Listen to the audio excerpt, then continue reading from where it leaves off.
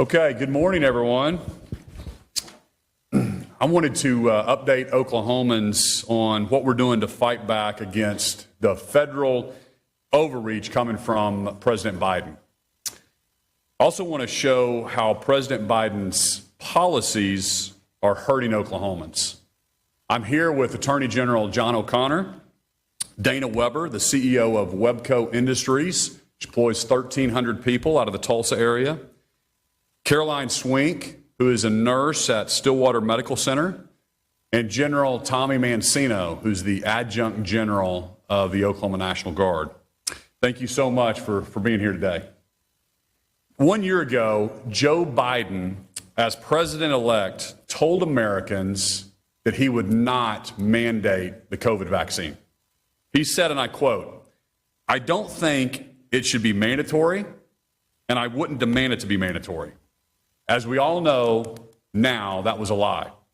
President Biden's administration does not believe in personal responsibilities. President Biden doesn't trust Americans to make decisions for themselves. Luckily, our Constitution does. That's why Attorney General John O'Connor and I are fighting back against President Biden's federal overreach every step of the way. With the stroke of his pen, President Biden has taken health choices away from every single American. He's tried to force COVID vaccines on businesses with more than 100 employees, federal employees, our National Guard and our armed forces, healthcare heroes, and federal contractors, including some at state agencies here in the state of Oklahoma. We are suing to block every single one of these, and we're winning in court every step of the way.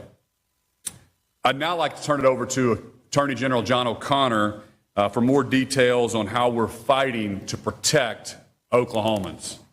Attorney General. Thank you, Governor. And I also want to thank the legislature for their support as we have entered these conflicts with our own federal government, lamentably.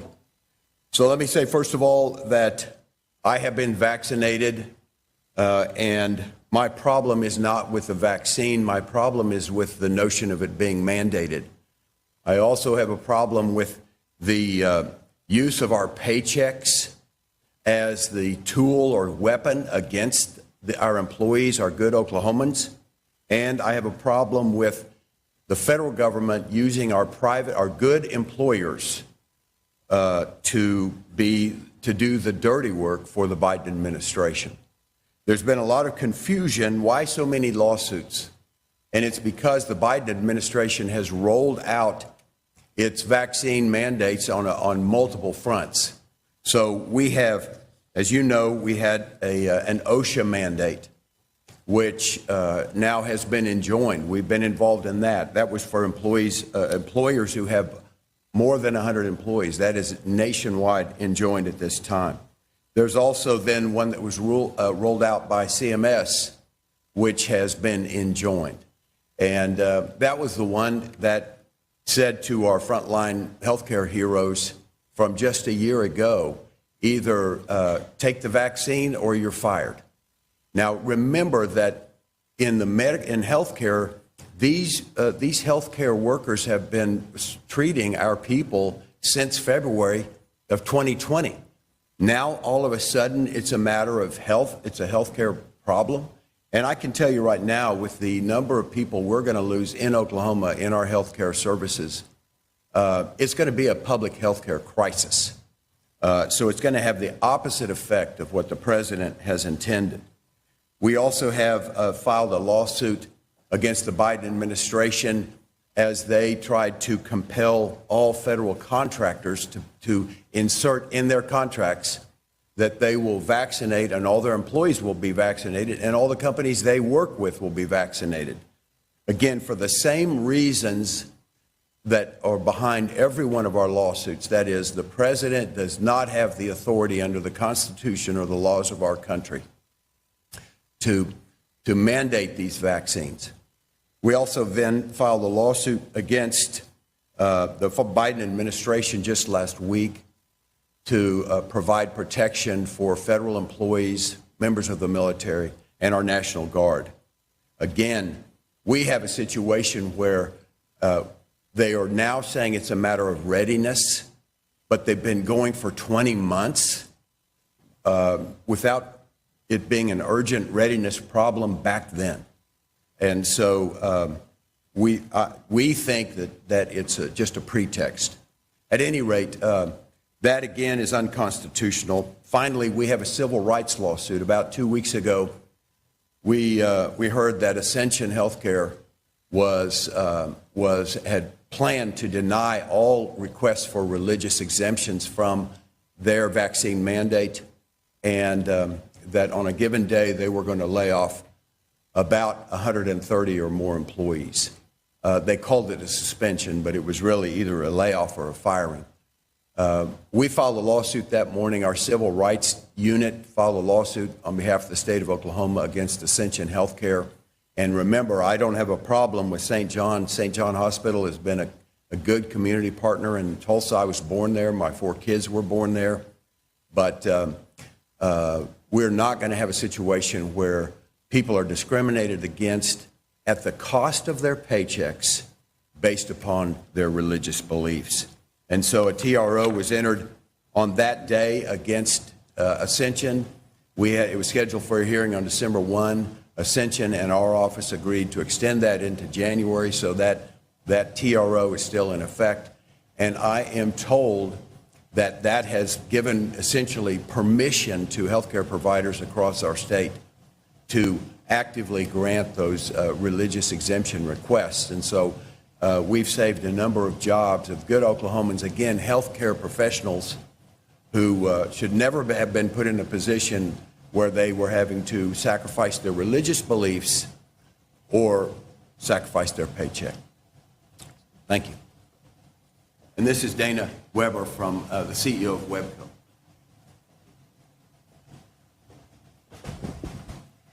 Good morning. I'd also like to start by saying that I am not personally opposed to the vaccine. I have been vaccinated and received even my booster.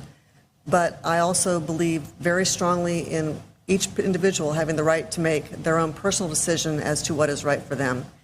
As was said, we have about 1,300 employees. The majority of those employees live in rural areas, and a high percentage, I believe, of our employees, we don't ask them, but have chosen not to get the vaccine. We have educated them. We have given them opportunities. We have provided incentives. We have done everything we can to make sure that they have all the information they need to make a good decision for their own personal well-being. And many of them, I believe, have thoughtfully made a decision not to get the vaccine. I think there's probably a lot of reasons. I think that the fact that there are treatments available is probably not a small part of it. We believe that the federal government does not know what's best for us out here in Oklahoma, particularly in the rural parts of Oklahoma, and we believe that our employees need the right to make that decision for themselves. Based on what I have heard from our employees, if we were mandated to force the vaccine on our employees or do the weekly testing, I believe that a high percentage of our employees would either quit or choose the weekly testing. I would not be surprised to see at least 20% of our employees quit. Right now, we have trouble finding good quality employees. Many of these are really great employees. We do not want to lose them. They are highly qualified. Many of them are long-term employees, and we believe in protecting their right to make a choice. Those that chose to do the testing route and stay, we could not ask them to pay for that because that would be too expensive and would also force many of them to quit. So just out of protecting and trying to keep as many employees as possible, we will be forced to absorb that cost also, which would be an additional cost that we don't need right now as far as a company. And of course, the third thing I worry about is if any of our employees did get the vaccine based on the mandate and had a negative reaction, who's responsible for that negative reaction? So for all of these reasons, and in addition to just the belief that we should be taking personal responsibility and have the right to make a choice, we are firmly opposed to the mandates, and I am so thankful that Governor Stitt and Attorney General O'Connor have made the decision to stand up for us and help us prevent this from happening. Amanda, is that right? Carolyn, okay, and this is Carolyn. Hi. My name is Carolyn, and I have been a registered nurse for 25 years. I am here to speak on the behalf of healthcare workers as well as the entire healthcare system across the state and across the nation, all of which have been harassed and discriminated for not taking the experimental COVID-19 vaccine. The mandate is an illegal violation of our constitutional rights of the United States of America, as well as the 6th and 7th title of our Civil Rights Act of 1964. The federal government cannot discriminate against age, sex, race, national origin, or religion, and cannot deny federal funding and assistance to any program or activity, which is exactly what this mandate is doing by withholding Medicare and Medicaid funding for healthcare facilities that have unvaccinated employees. This in turn forces hospitals, clinics, surgery centers, etc., to terminate the unvaccinated, putting patients at risk for low staffing and inadequate care. Not to mention that when these people walk out and leave, you won't even be able to get your surgery because there won't be staffing for them to allow to schedule a surgery. This is nothing short of government overreach and abuse of power and a direct violation of everybody's constitutional rights. The United States Constitution was written to protect us from governmental control. There are many people within the medical field who have done their own research and are against the federal mandate and refuse this COVID-19 vaccine. This is for the people who don't want it. Those who want the vaccine, more power to you. This is an experimental drug. With anything within the medical practice, the patient must receive informed consent. They have not even released the data on this vaccine. So therefore, how would they ever be able to give us informed consent? Pfizer has asked for a 55-year, asked that for 55 years that the data not be released. What are they trying to hide? In closing, we will continue to lose our constitutional rights if we allow this to happen. And another thing to remember, that this whole thing started with a 2-week shutdown.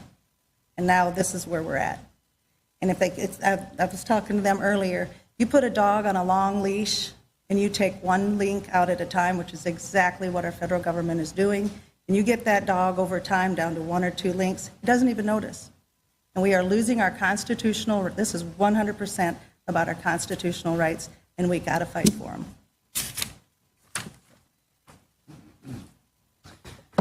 Thank you, Caroline.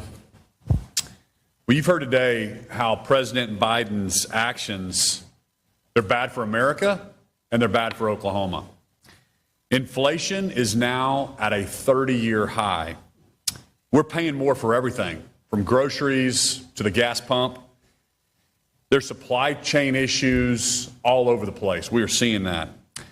Despite record low unemployment in the state of Oklahoma, businesses are still struggling to find workers.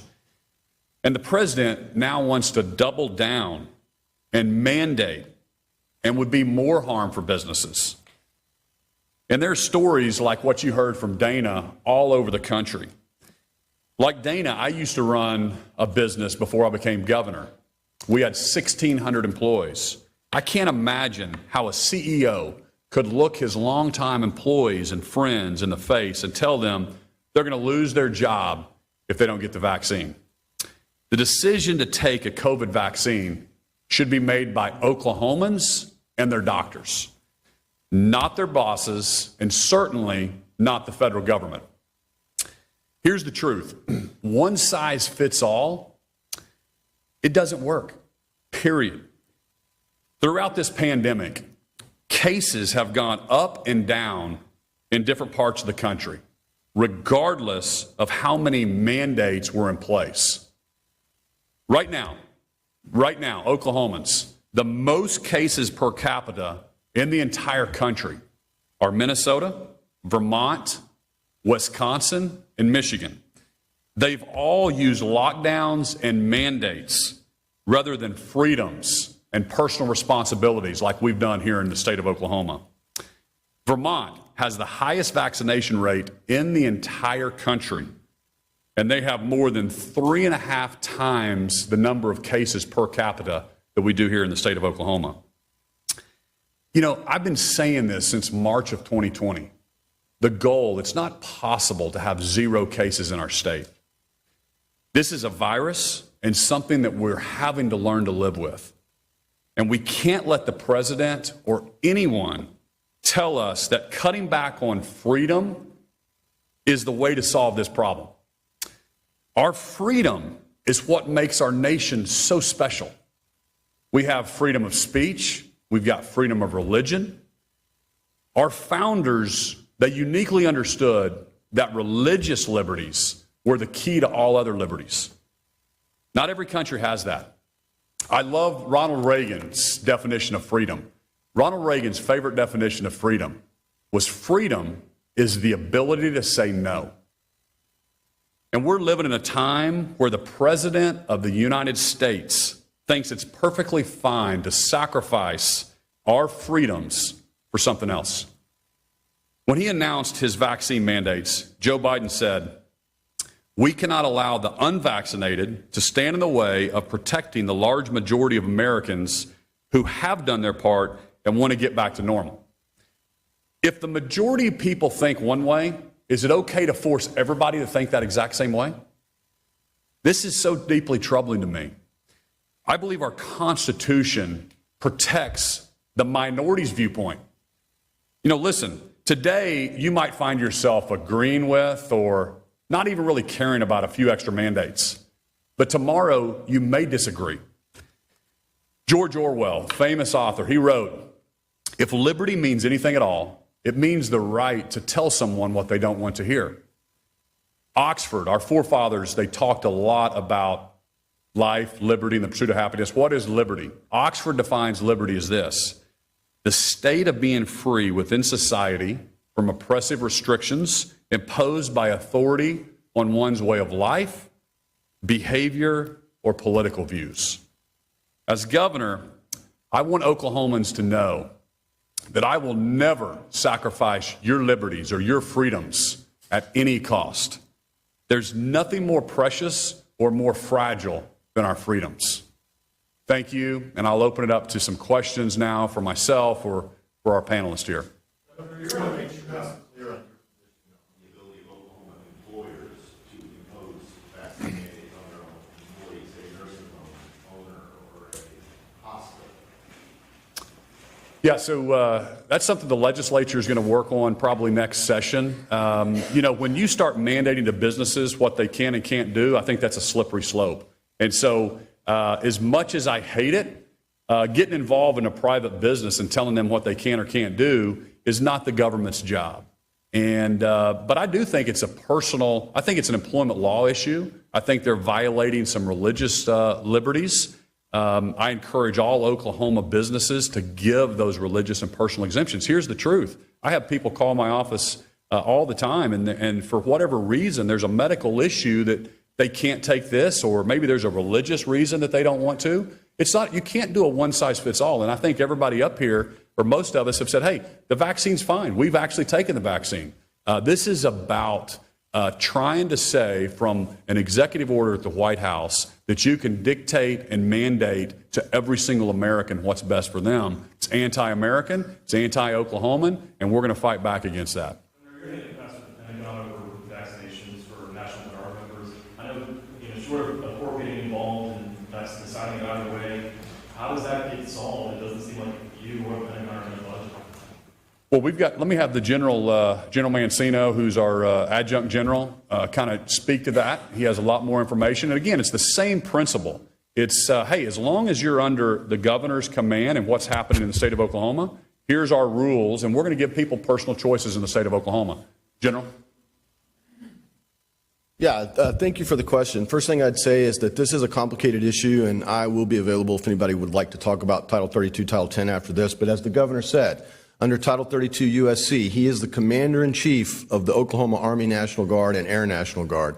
And that means that he cannot necessarily eliminate a federal requirement, but he can decide how, if, and when it is enforced within the state of Oklahoma. And that's exactly what he's done. He said within the state of Oklahoma, we will not enforce that mandate. There is additional regulatory guidance coming out. It was supposed to be out yesterday by the Secretary of the Army and the Secretary of the Air Force. Secretary of Defense ordered it. We haven't seen that yet. We're awaiting that. And at that time, I think the governor will have additional comments. But the clearest thing possible is that under Title 32, the governor is the commander-in-chief. Federal government says under Title 32, they pay the National Guard, who's a federally funded state-controlled entity. How do you balance that? I balance it with Section 108 of Title 32, which recognizes that. I recognize that. The governor recognizes that, and there's a remedy. It's Section 108. It's not reaching down and taking dollars from my individual soldiers and airmen. That's not allowed. They tried to do that by amending, they being the Department of Defense, by amending Title 32, 2 years ago, and they were denied. I'll refer you to Senator Langford's comments on the floor last week. He does an excellent discussion of that point. Just to be clear, I'm sorry, gentlemen, you're saying that he has the authority not to enforce that mandate here in Oklahoma. If your guardsmen are called to active duty in a national capacity, they're sent to Houston, Texas because of a flood. At that point, are they required by the federal government to take the vaccine to meet that mandate? Absolutely. They become subject to Title 10. So Title 32, the title of authority is called the National Guard. Title 10, title of authority is the armed forces, essentially. So at that point, they work for the federal government under a federal chain of command. And let me be clear, I think I made a mistake. I don't mean that they become active duty, but they get mobilized out of state. Does that still apply? They're similar. If they became mobilized, you could become mobilized under Title 32. At that point, they remain under the governor's control. But I think what most people think of mobilization for a federal overseas mission, let's say, is Title 10, and they're at that point subject to Title 10 authority. And the governor's been very clear on that, as have I from the beginning. I want to go to the Attorney General. Sure. I can understand your argument on the federal vaccine mandate for private businesses of a certain size. Why shouldn't the president have the authority to require a vaccine, for his employees in the federal government? Well, so my response to that would be that the source for that would be the rights conferred upon the president versus the rights conferred upon Congress. And so when we look at the rights conferred upon the president, we don't see in the Constitution or in the Code the rights to mandate these vaccines on federal employees. If he wants to involve Congress in doing that and make it a lawmaking exercise, that's a different thing altogether. Yes, ma'am. A lot of lawsuits going on. Are you relying on outside counsel to help bring all of these lawsuits? And if so, which cases is outside counsel involved? Well, are you talking about just the vaccines? Just on, I think you listed 4, maybe 5 lawsuits. That's right. So we have actually been running these lawsuits. The federal employees, military. We've had outside counsel join us. The federal contractors, we filed that from the AG's office. OSHA, we joined with some other states. And CMS, we joined with some other states. And then Ascension St. John, we did that through our civil rights unit in the AG's office. Well, the federal employees, military involves outside counsel. And then, of course, with OSHA and CMS, we joined with other states. Yep. Oh, from the government. Right. The Department of Defense for years and decades has required that people who are in the military to be vaccinated. I mean, there's jokes about, people lining up and, getting dozens of shots. Why do you feel the COVID shot is different than, say, the flu shot, the anthrax shot, the polio shot, the measles shot? Well, so as you know, many of those shots have been around for a long time. And so I think that the science really isn't clear on this COVID vaccine, number one. Number two, again, we go back to where does the authority emanate from? And then we have to ask the question, under what grant of authority does that order exist? And so we're challenging the authority to make that order, whether it's for federal employees, for the military, or the National Guard. Oh, so I'm sorry. General, did you want to address that? Yes, I'll address that real quick. Just a few brief points on that. First, I'd like to point out that it is not Army policy that failure to take a vaccine does not make you non-deployable. It makes you something called partially deployable, and that's easily understood if you understand that when you mobilize, like we discussed, you might not know which country you're going to, therefore you would take those shots at that point. However, that being said, the governor has never weighed in on the federal government's and the Army's right to provide that shot. He's simply saying under Title 32, he is the commander in the state of Oklahoma, and he will make those determinations here.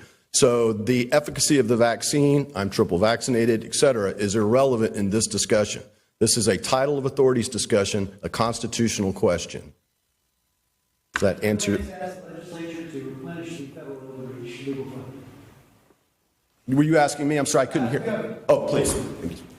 So what was your question? The question is, are there plans to ask the legislature to replenish funds in the federal overreach legal fund?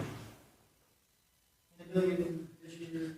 Oh, well, that's something that, next session we can talk to the legislature. It depends on what the AG spent. That's a great point, though, that the legislature had the foresight to give the Attorney General $10 million because they were foreshadowing or they were seeing some of the things coming out of this administration on mandates. And so if that fund is depleted, then I'm sure there's going to be an aptitude in the legislature to replenish that. Yes, sir.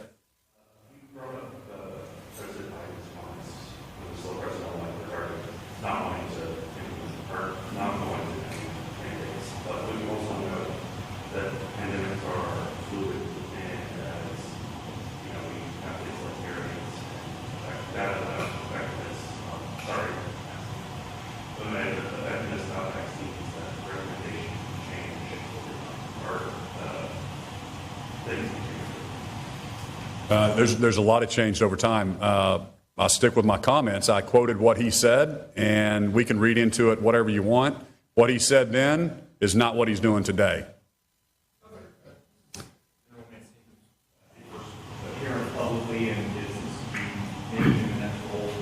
Doesn't he look good in his dress blues? Better not. I was wondering if you could, without embarrassing anybody, give us a little bit of the details behind your decision to make that change. I've heard some things. I know that, are you more aligned on this issue than this predecessor? Well, normally a normal command as general for whatever position that they're in is a 3-year command. General Thompson did a great job. He was appointed, I think, about a year before I took office, Governor Fallon. Then he stayed with me for 3 years. So he effectively was in that command for 4 years. We were already talking about a transition plan, and we just felt like it was the right timing. I interviewed different generals, so we can choose any of the 5 generals, 2 at the Air Force, 3 on the Army side, or any colonel that has the ability to step up to the general role. We went through a vetting process, and Mancino clearly what I felt like was the right one to lead the Oklahoma National Guard. So really proud of him. Has a law degree from the University of Oklahoma, an MBA, great private sector experience. Has been on several combat tours, led troops overseas, and is a great friend and advisor to me. And not taking away anything from General Thompson, he did a great job while he was here. Served our state well. I actually didn't make this thing. I talked to General Thompson yesterday on this point particularly. I will not put words in his mouth, but I'll encourage you, doing some of you guys know him. Reach out to him on this particular issue that we're talking about, states' rights, Title 32, Title 10. General Thompson is aligned and has been aligned from the beginning on that particular issue. I appreciate that. If nobody else has anything, Carmen had it. Yeah.